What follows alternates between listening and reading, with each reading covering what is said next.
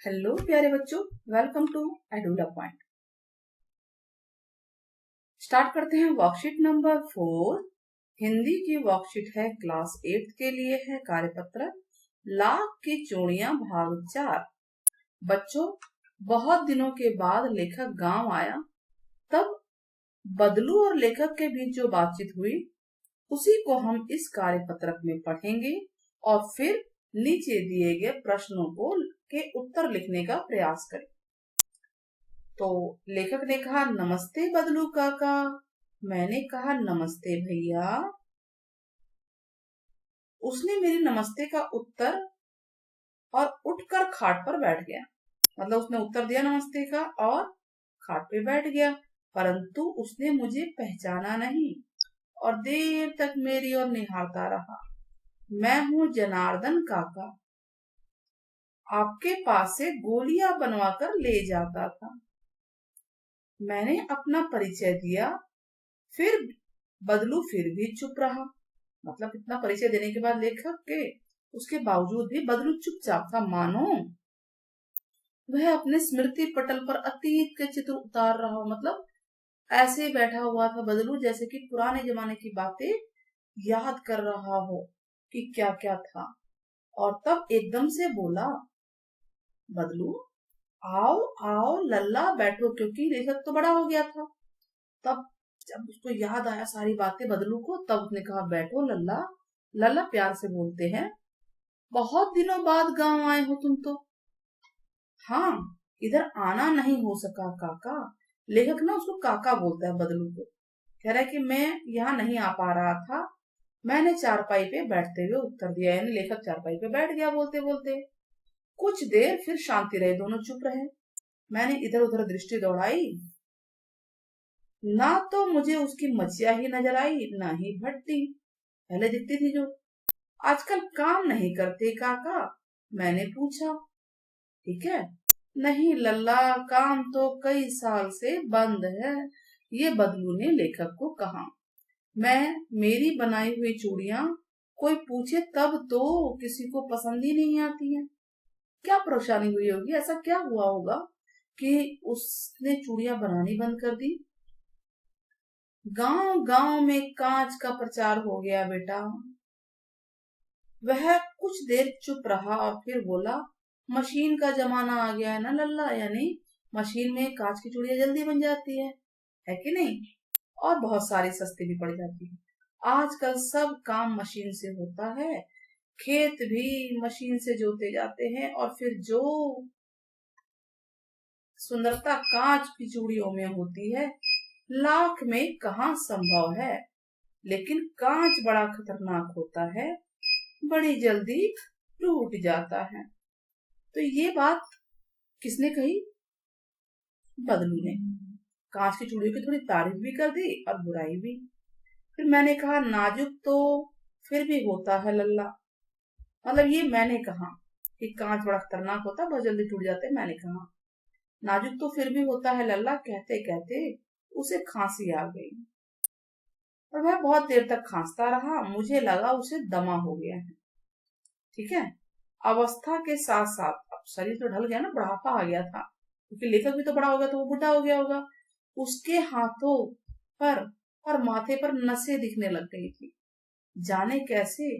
उसने मेरी शंका भांप ली और बोला, दमा नहीं है मुझे। मतलब उसको पता चल गया कि लेखक ये सोच रहा है इसको कहीं दमा तो नहीं है। उसने कहा, लल्ला दमा नहीं है मुझे, पसली खांसी है, यानी पसलियां चलती है तो वो वाली खांसी है। यही महीने 2 महीने से खांसी हो गई है, 10-15 दिन में ठीक हो जाएगी। मैं चुप रहा। मुझे लगा उसके अंदर कोई बहुत बड़ी व्यथा, व्यथा जानते हो बच्चे, मतलब दुख अंदर छुपा हो। मैं देर तक सोचता रहा कि इस मशीन युग में कितने, मतलब इस मशीन का जो युग है, मशीन का युग क्या होता है? मशीनों से सब चीजें बन रही है, कितने हाथ काट दिए। हाथ काटने का मतलब होता है लोगों के काम बंद हो गए मशीन की वजह से। कुछ देर फिर शांति रही, दोनों चुप रहे, जो मुझे अच्छी नहीं लगी। आम की फसल अब कैसी है काका? उसने पूछा। कुछ देर बाद मैंने बात का विषय बदलते हुए पूछा, मतलब बात बदल दी। अच्छी है लल्ला, बहुत अच्छी है, उसने लहक कर उत्तर दिया और अंदर अपनी बेटी को आवाज दी, अरे रज्जो, उसकी बेटी का नाम है, लल्ला के लिए आम तो ले आ। फिर मेरी ओर मुखातिब होकर बोला, माफ करना लल्ला, तुम्हें आम खिलाना भूल गया। नहीं नहीं काका, आम तो इस साल बहुत खाए हैं। वाह वाह, बिना आम खिलाए कैसे जाने दूंगा तुमको ये, बंधु ने बोला। मैं चुप हो गया। मुझे वे दिन याद हो गए जब वह मेरे लिए मलाई बचा के रखता था। गाय तो अच्छी है न काका, उसने पूछा लेखक ने कि क्या आपकी गाय अच्छी है। तो गाय कहाँ है लल्ला, अब उसने बोला कि गाय नहीं है, 2 साल पहले बेच दी थी। कहाँ से खिलाता, पैसे ही नहीं है। इतने में रज्जो, उसकी बेटी, अंदर से एक डलिया में ढेर सारे आम ले आई। तो लेखक ने कहा ये तो बहुत ज्यादा हैं, इतने कहाँ खा पाऊंगा। तो मैंने कहा वाह वाह, वह हंस पड़ा, शहरी ठहरे ना इसलिए नहीं खा पाओगे, मैं तुम्हारी उम्र का था तो 4 गुने आम एक वक्त में खा जाता था। ये बदलू ने कहा। आप लोगों की बात और है, मैंने उत्तर दिया।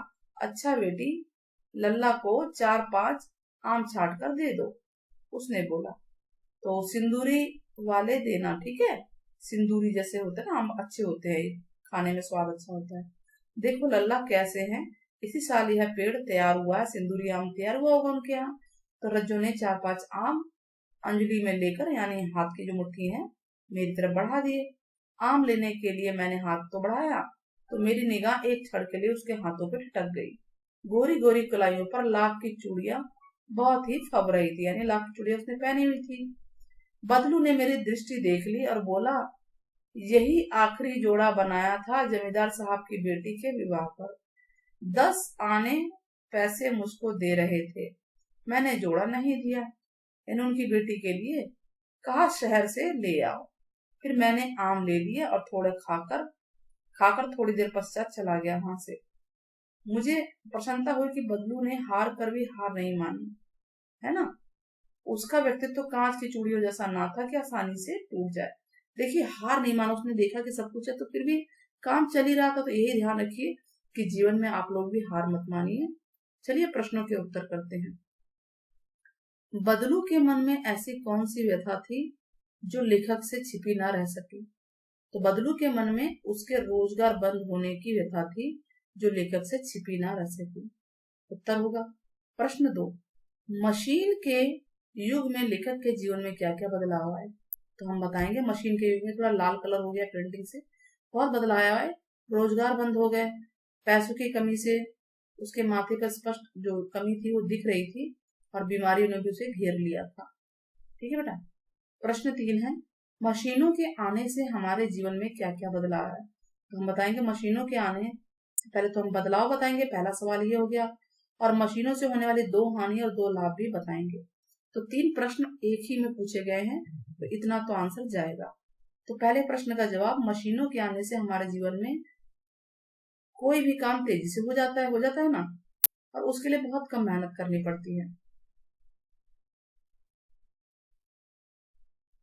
करनी पड़ती है। तो मशीनों से होने वाली 2 हानियों के नाम 2 हानियां कौन कौन सी बताएंगे।